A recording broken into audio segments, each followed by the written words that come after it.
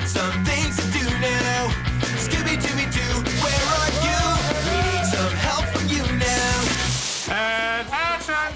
Scooby-Doo today is probably more popular, certainly as popular as he's ever been in his career. And so the challenge for us is really great, and the bar is really high. With any famous cartoon, there's always going to be an appetite to see those characters, that world that those characters exist in, translated to live action. The idea of bringing a cartoon character to life is tough and has been a challenge since day one. It's been an incredibly physical role, and it's been an incredibly physical role in incredibly high boots. I'm gonna die! Doing something which is scary, but it's Scooby-Doo. You know, I love Scooby-Doo. How could I not be Velma? I'm here! Roby-Dooby-Doo! I look at it as an opportunity to make something great even better. And I've been budget and the sets and a director and a cast, and it's unreal.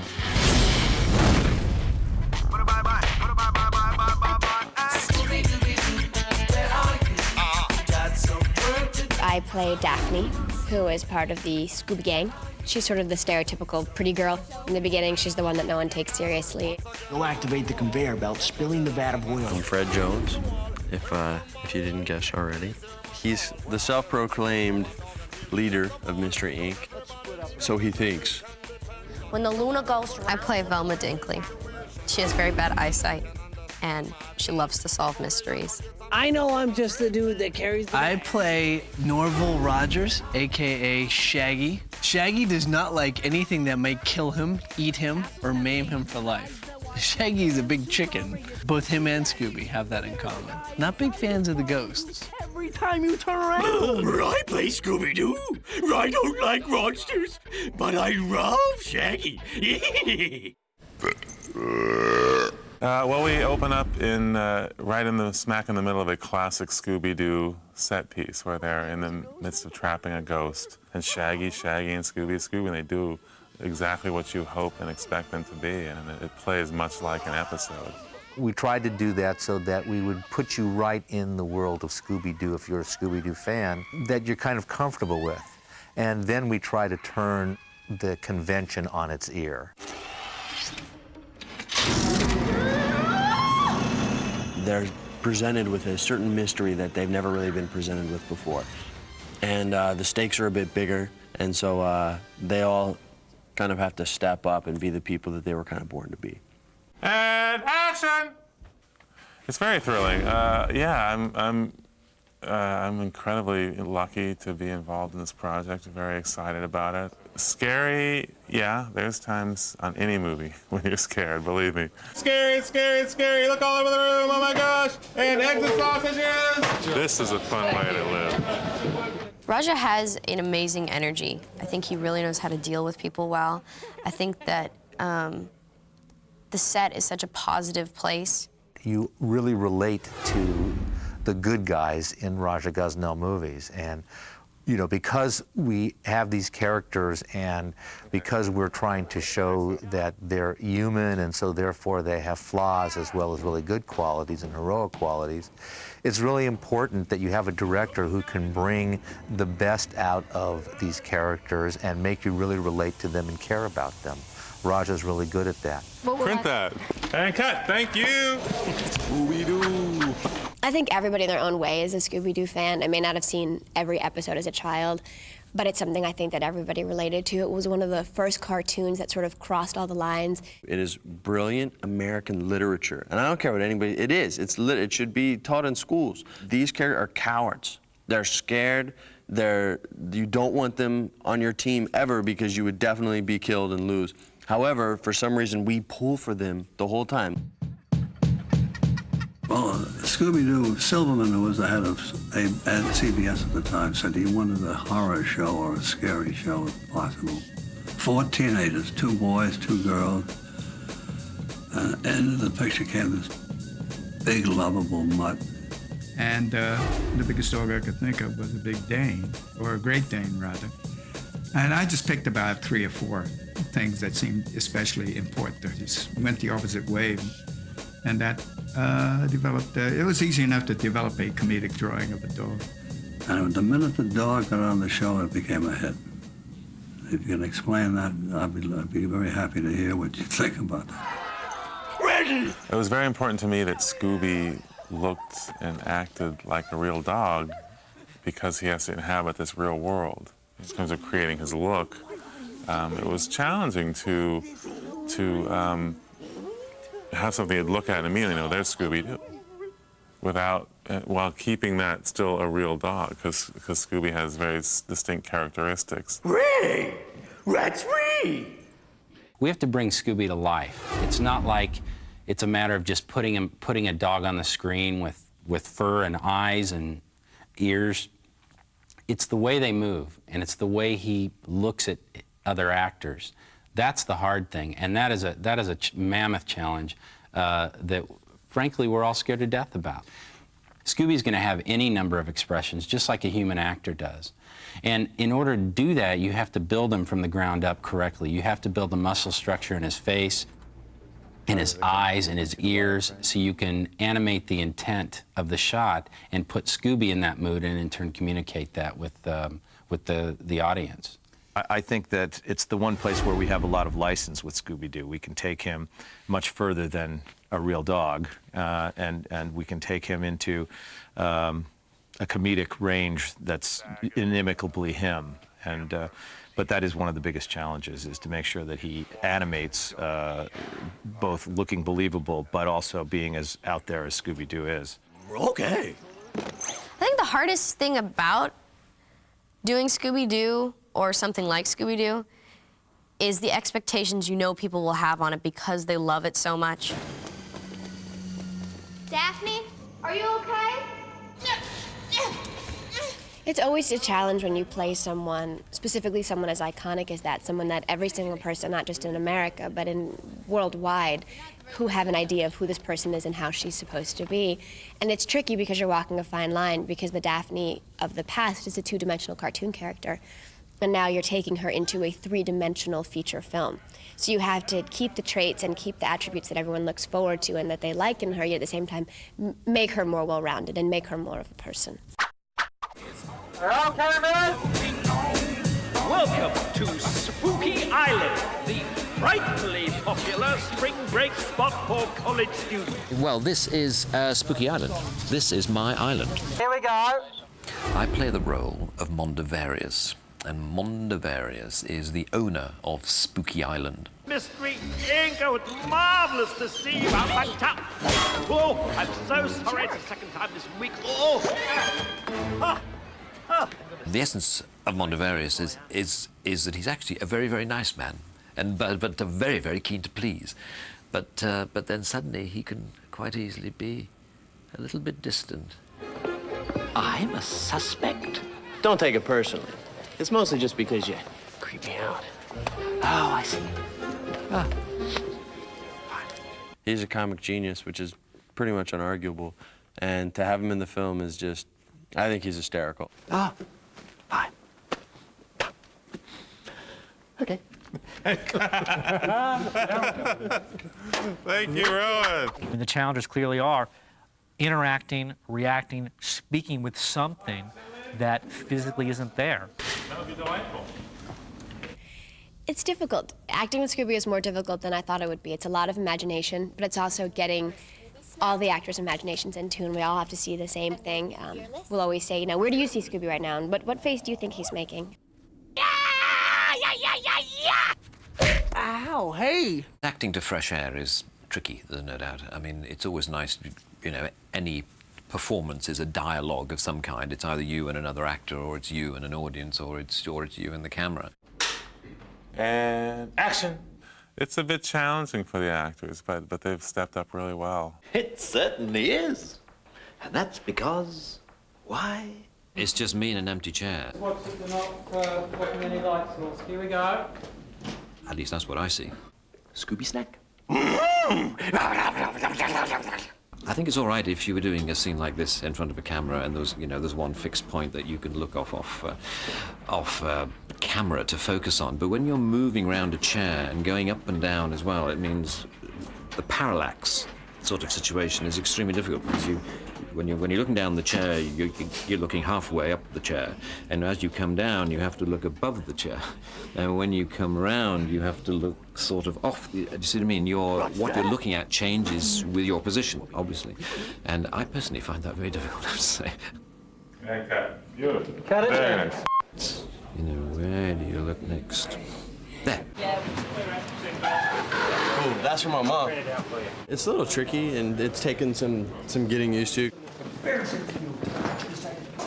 And then you really kind of like have to trick yourself and start to kind of see. Unfortunately, they have this like head on a stick that I'm sure at some point you've seen, and they do like these camera things so they can see where he is. So now I really try to focus on where they were with that, and because you don't want your look.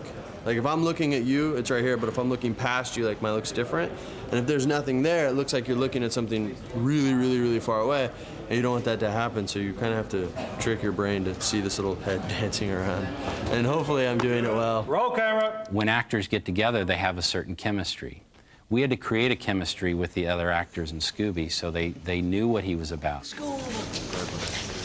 Like, what are you doing, man? So for rehearsals, a lot of times there's several factions of Scooby-Doo.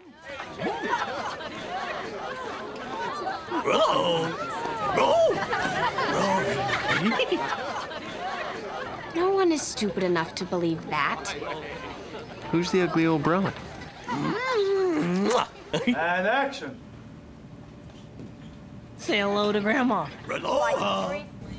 And cut. Very nice. T-A-H, take 13. Hey, Scoob, that was fun. Let's grab another skateboard and, like, do it again, huh? Yeah, man. So this is Neil. He's the on-set voice of Scooby-Doo. Thank you, Scooby-Doo. You're my hero. Can you talk a little about how you make the voice? And how that came about? I'm a big Scooby fan. Note the shirt. And so I guess it's a lot of watching it as a kid. I love the cartoon characters, and it's just a matter of lots of practice, as you know. I find like there's key words that will get me into character. Definitely. So every day I wake up, I put my costume on and kind of go through the zoinks. Man, oh man, Scoob.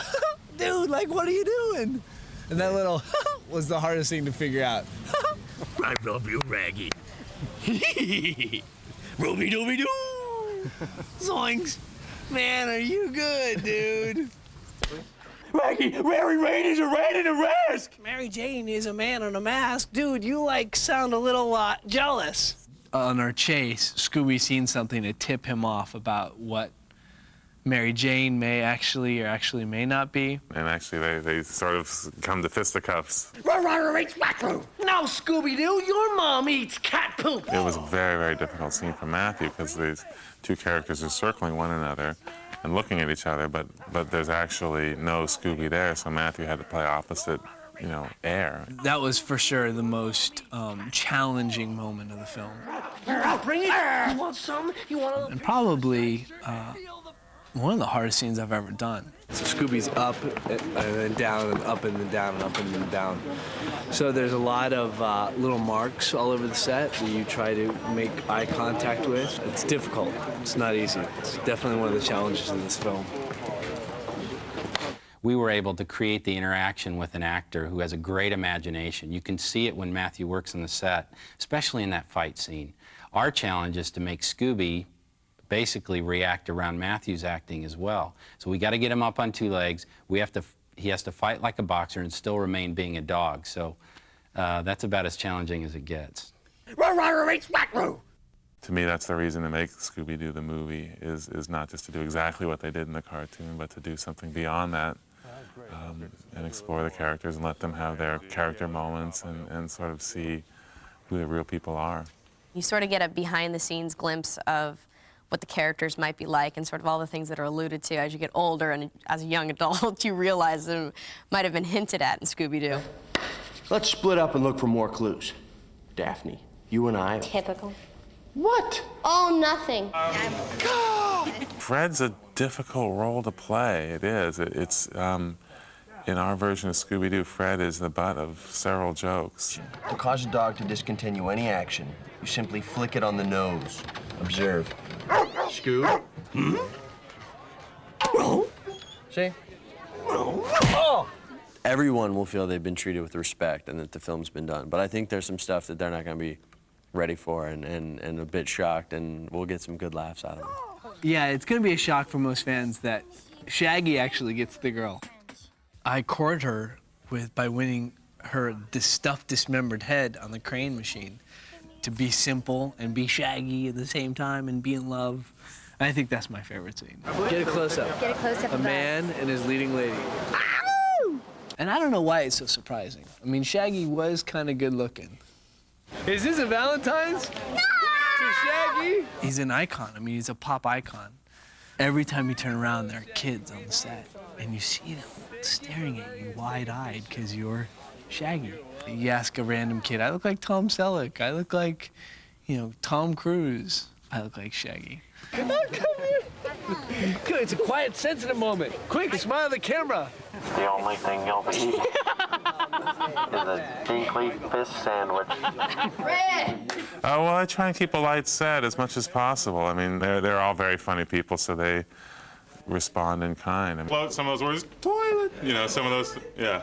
He's always supportive. He's the first one to laugh behind the camera. Oh, my God. Can we just go back for 1 second? I mean, oftentimes it's Matthew or Freddie. It's them keeping it light on the set. You can't handle the truth. Look at Freddie Prinze talk to his fan. Not his fans, his fan. No. Take a walk, All right, first of all, whatever he says, you gotta have to understand something. Matt doesn't like me. He makes fun of me when I'm getting my wardrobe checked. Welcome to Spooky Island and Fred's nasty pants. Freddie loves his fan. Not his fans, his fan. Scooby-Doo! Where are you?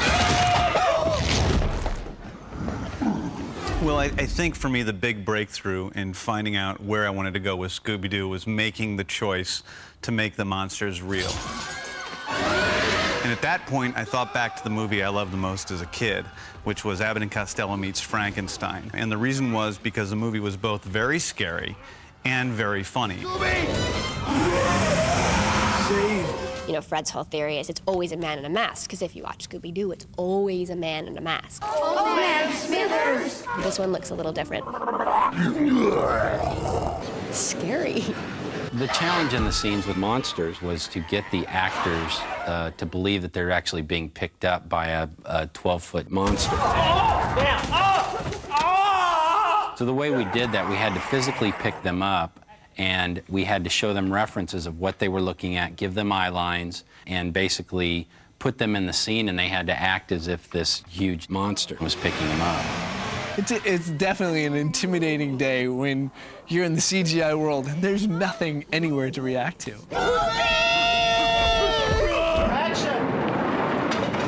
There's going to be near misses. There's going to be, you know, hits. There's going to be, you know, smashing into walls. I think that it wouldn't be Scooby-Doo without some physical comedy. It was the second day. The second day, I think I got sprayed by a fire hose and hung upside down. It was good. I mean, nothing like getting you into it. Linda Cardellini, ladies and gentlemen. In terms of the physicality of the actors, they're, you know, incredibly willing to go for it. I mean, Freddie just, you know, put himself in front of a swinging blade the other day. And Matthew was, you know, sort of a born physical comedian as far as I'm concerned.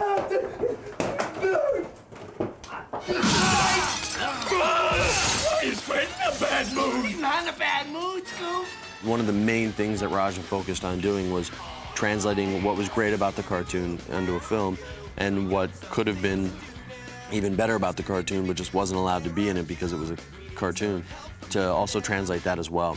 And I think he succeeded 100%. Pretending you got slipper, but you're not fooling me 'cause I can't say the way you shake and shiver. You know we got a mystery, so I'm just giving I think people are gonna get a kick out of seeing their childhood up on the big screen, larger than life. This goes out of its way to reward Scooby-Doo lovers and sort of entice new audiences. We hope that we've done it in a way that it is kind of what you're expecting, but still with enough surprises in there. Roll cameras. It's humor, it's drama, you feel for these characters, there's action. It's a wonderful sort of melting pot of stories, and I think that's the greatest appeal. It's definitely what appealed to me. With the technology to create Scooby realistically, the timing was right.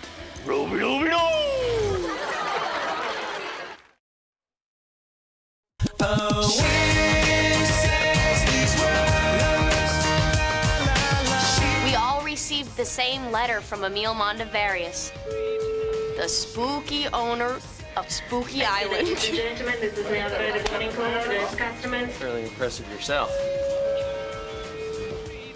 Okay, I'll give you what kind of you guys do. Okay. And background action. Well, good morning, ladies and gentlemen. This is now Hold it there. Let's try and pick it up. For those customers, please proceed to gate 8. Camera wrap on Mr. Matthew Lillard. Freddie Prinze Jr. For Linda Cardellini. Sarah Michelle Gellar. And that is a wrap on Scooby-Doo. Thank you all.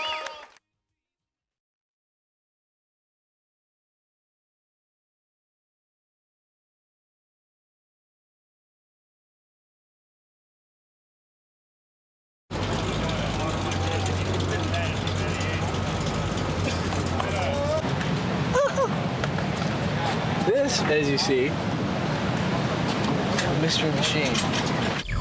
We probably did about 55 different versions of the Mystery Van. We started off with the original, we went through all this techno stuff, super raver stuff. It's kind of like, what is the modern hippie? Because it's supposed to be like Shaggy was a hippie back then. So we did sort of the modern take on that. So we basically ended up with sort of the original one, but sort of jazzed up a little bit. This is the mystery machine. We got a hammock for the lazy Sunday afternoon. This is for a little privacy. We want to take a little snooze. Got the hibachi, get the eggplant burgers going. Color TV, full satellite. We get all the Laker games in here. The Knicks, go Knicks. And of course, we got the shag carpet. No van would be complete without the shag carpet.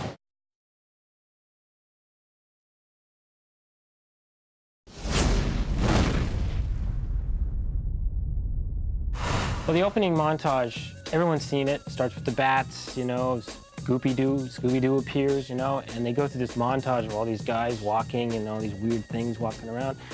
And it's funny, I mean, I always thought of that as sort of encapsulating the design of this movie. Roll cameras. They're like cartoon sets come to life. Every time you see a new set, it's like, wow, they really did that. Some of the roller coasters have just been crazy. They built these roller coasters on sound stages. This is the foyer area. It would be the staging area. If you were to get on the Spooky Castle ride, this is where the ride would begin. The sets are these awesome, just built these they're perfect. So, I mean, it's everything you could ever imagine coming out of the cartoon to put on film. This has been one of the most ambitious, if not the most ambitious film that I've been involved with. You know, we've taken over every single sound stage that they have at the facility here, which is 6 sound stages. I gotta say, it's a huge project. 25 sets, 25 locations. Each one of the sets and locations is a huge undertaking, huge build. They range in size from small laundry rooms to huge caverns at the end of the film. Stage 5, our cavern set. So if you follow me, this set basically took about 4 months to actually construct.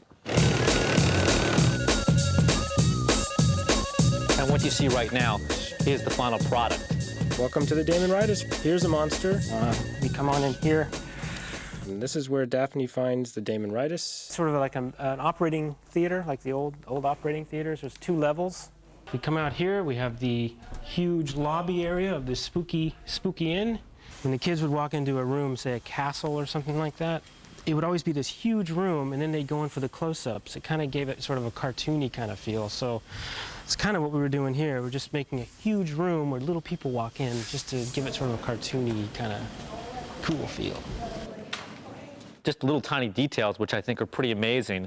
If you look on the floor, the etchings and the specific design is incredibly detailed, which is something that every set that Bill Bowes has designed has had. If you take a look around, it's clearly quite incredible and is representative of the amazing talent of Bill Bowes and his team of designers. As much as possible as far. This is part of the spooky castle when we were trying to figure out a concept. It began as sort of a broke-down ride, and it went through this whole metamorphosis. At one point, it was going to be like old horror Warner movies in different environments. The hall of yelling and screaming, it's pretty self-explanatory. So this is sort of the surgical nightmare. You can see the track down here leading into the next environment. It's definitely got that Alice in Wonderland kind of feel. Flaming face, skull. Why not? I just really studied the architecture, and they were very simple, you know, and they did it with shapes and they did it with color. Every time they went into a new environment, there was a whole color. Like one room would be completely green, the next room would be completely blue, blue castles. It was always blue in there. I don't know why, but if you notice, our castle interior is blue. This place is like uber creepy. You gotta have guys in armor. We got plenty of guys in armor. We got cobwebs, we got statues, gargoyles, kind of wacky cartoon angles and architecture. There's an amazing illusion that takes place when you put a place like this on film, but to actually stand inside of this giant soundstage, it really blows me away. Like I remember when I was a kid, the way I felt, it's a good feeling, you know? I just hope they have a smile on their face, because we did while we were making it.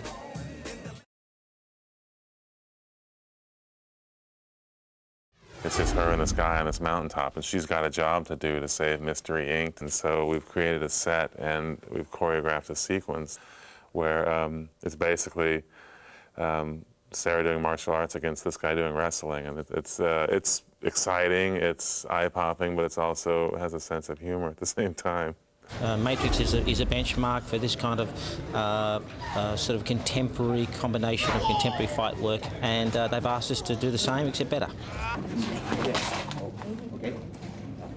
We've got a specialist team from Hong Kong, led by Stephen Tong, who are wire fight specialists, and they're some of the best in the world. Yeah, no contortion, no levitation.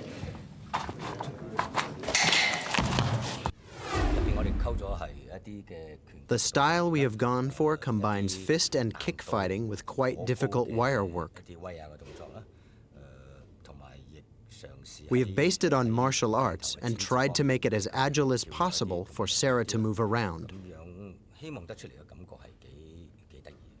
All the wire work is really new to me. I've done little bits of wire work here and there, but it's been, you know, a very simple harness that's been hidden under a very large sweater, and mainly just kind of flying here or there. And my first week I got down here, I was thrown right into a harness. Hey!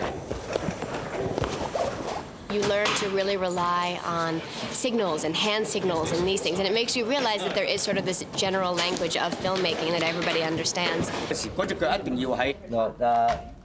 3. Basically, what you see is what you get. You know, the stunts are real. When I say real, I'm the one going up on the rope and coming down also. This is the glorified job that I'm involved in. Sorry, Sam. Give me one more chance. They were like, one more, one more. One more? Okay, give me one more time, chance. Okay, we keep this one. That's so great. That's it'll be like, oh, thank God. And then we do one more. 3, 4. Cut. Cut. Thank you.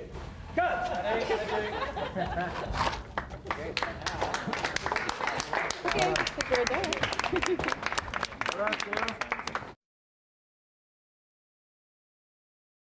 It's never good when you see the crew scattering from umbrellas and wet weather gear.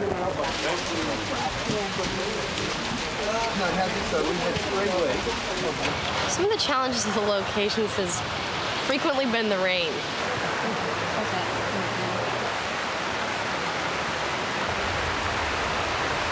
A bunch of cows standing in the rain.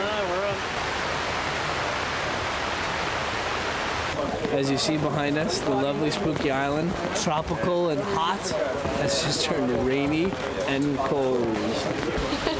Today's the day they're gonna do my coverage, and it's pouring rain. Well, you know, I guess we were pretty much aware that, you know, the weather can be somewhat unpredictable up here. Come to sunny Queensland. Oh, it's cyclone season, sorry. But it's the rainforest, so I don't know why we would expect anything less. I would imagine that company move will take us 2.5, 3 hours.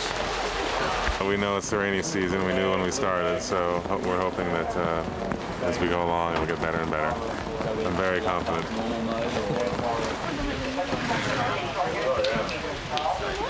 Nonetheless, you know, at the end of it, there's a rainbow, and you start shooting again, so.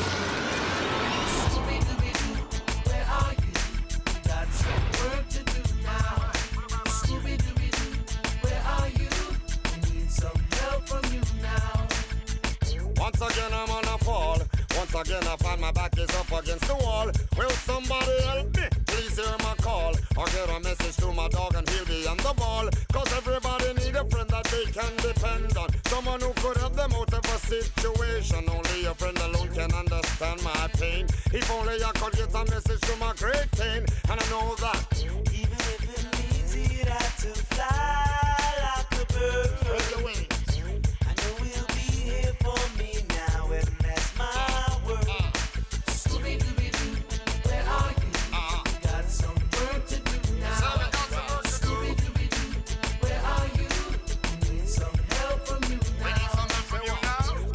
I'm in a jam.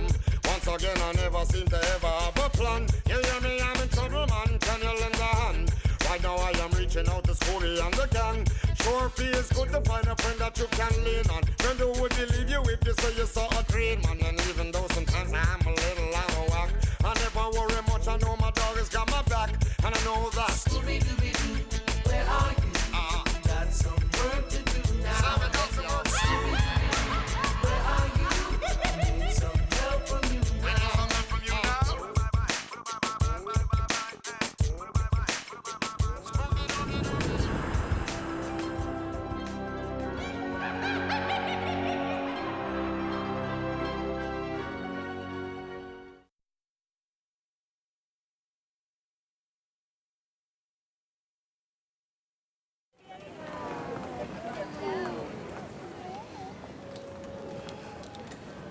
Fred? Velma? Are you going this way? How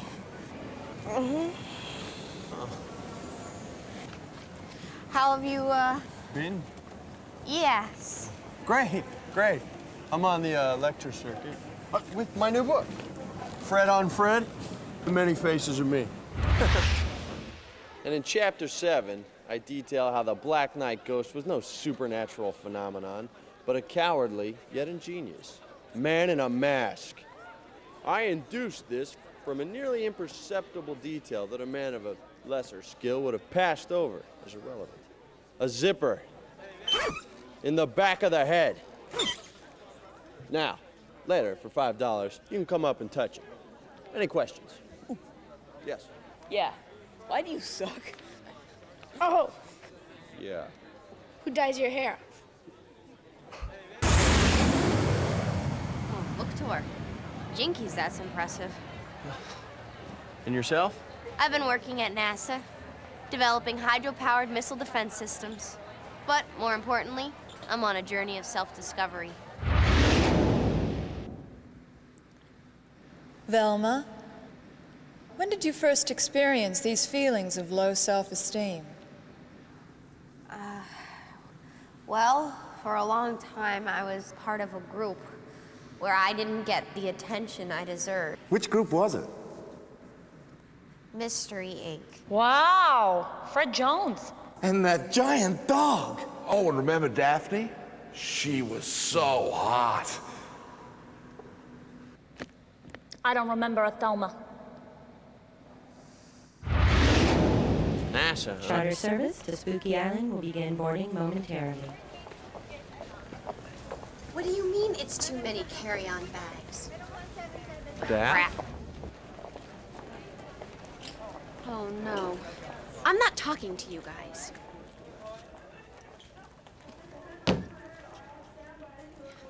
What the heck are you doing here? Isn't it obvious? We all received the same letter from one Emil Mondavarius, the reclusive owner of Spooky Island. It's not fair.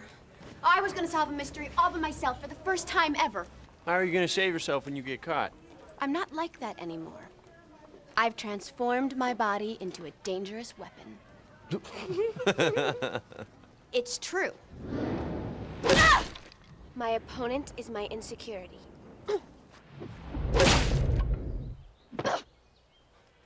My strength is my resolve.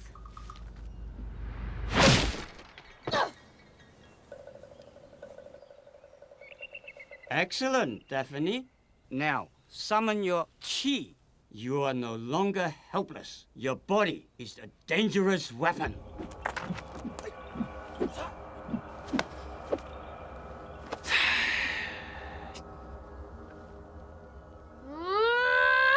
My opponent is my insecurity. My strength is my resolve. Oh! My butt is stuck in the tree. Oh, boy. Remember, the path to independence is winding and most difficult. Yeah, I know. 인신 여태과용 동호사야. Ah!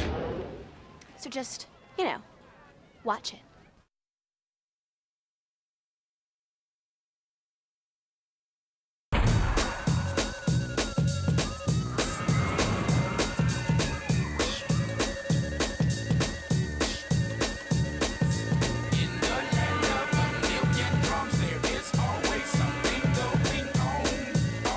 This place gives me the creeps. The creeps in a good kind of way.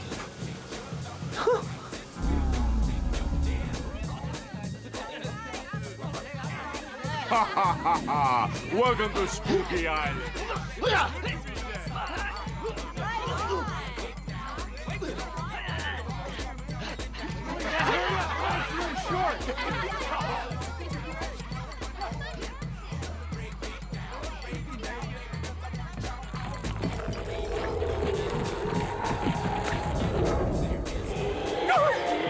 It's not real, Scoob. Is that dude and his dog that used to solve mysteries? They were part of a larger group. Mystery Inc. Oh, yeah. I'm Velma. Velma. The smart one. Oh, right. Cool. And you've always been a chick?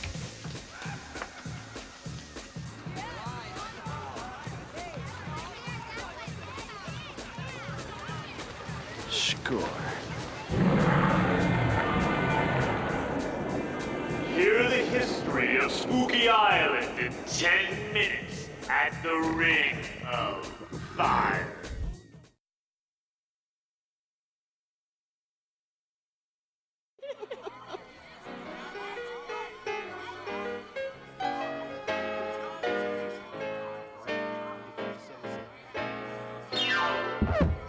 You're just too good to be true.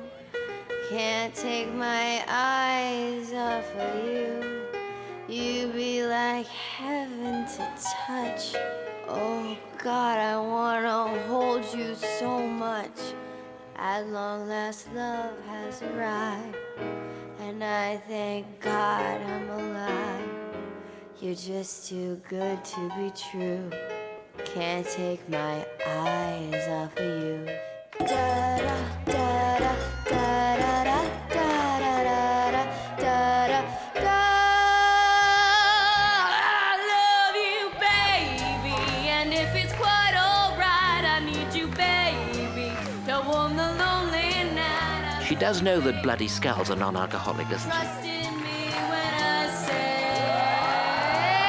oh, baby, don't bring me down, I pray, oh, pretty baby. Now that I found you, stay. I want to love you, baby. Let me love you. You're just too good to be true.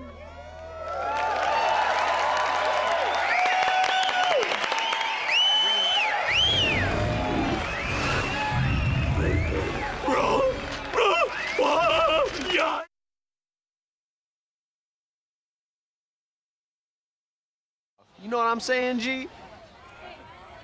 No. Velma!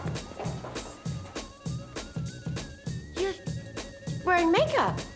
What's going on? I'm just getting my swerve on. Right, ladies? Give it up. You go, girl! What about the creatures? Hold up.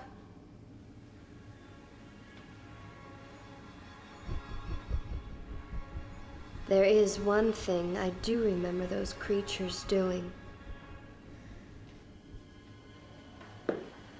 Uh-huh. That half scream. Scream? Uh-huh. Kind of like...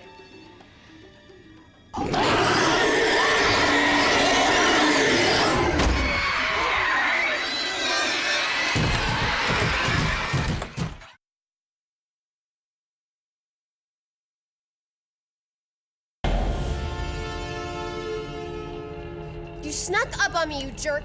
Let me out!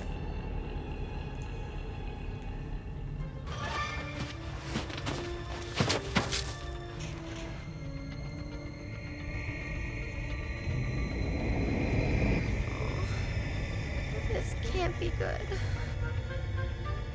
No, no, no, no, no, no, no, no, no, no!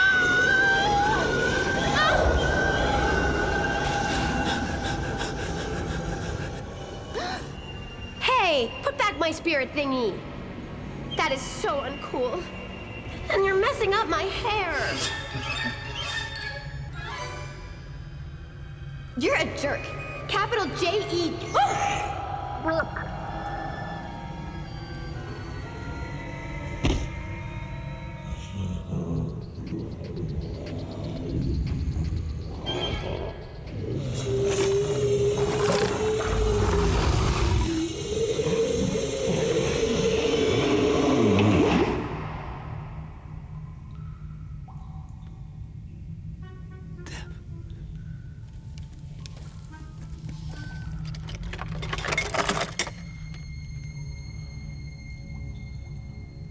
Accord. Blank North.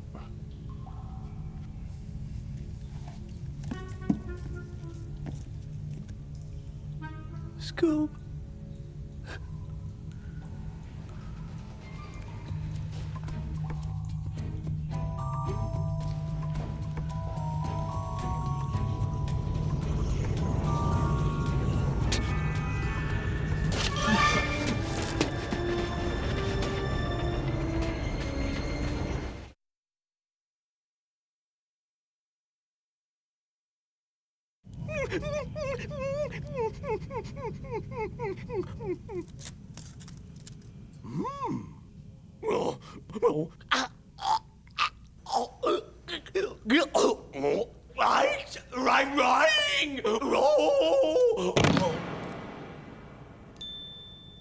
It didn't work the first 8 times you did it either.